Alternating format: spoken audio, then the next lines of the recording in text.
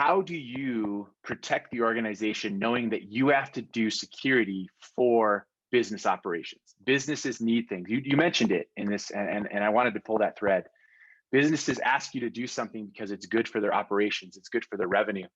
But Mhm. how do you find the best practice to make that business operation be valuable to the business, but not prevent security as well? Um, Is what's that a for better the panel way or to for now? do You want me to answer that one now or?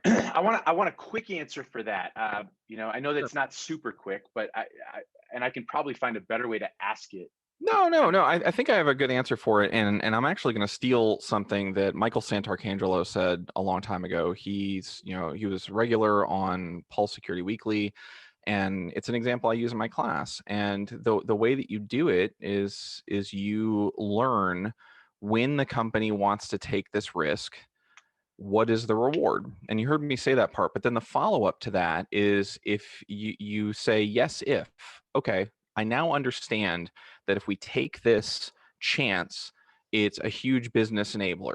And we've determined that there's, in his story, I think it's like $200,000 in risk that he says, and it's a smallish business.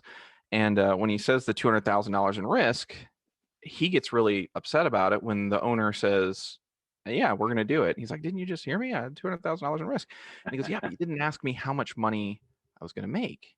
And in the end, the ROI on that risk was like something like 3 or 4 months. And then everything after that was pure profit. And he's like, "So Wow. you're telling me if this happens in 3 or 4 months, and specifically in 2 months, I'll still be even. And then every month after that, and that's if it happens, right? So understand what the outcomes that the business is looking for are. And then the real pro move is to say, cool, if it doesn't happen in month one, can I have $10,000 of that profit, $20,000 of that profit to imply this control, this control, and this control? It's not going to be perfect, but it will reduce our risk from here to here. And then a couple months after that, can I have a little bit more?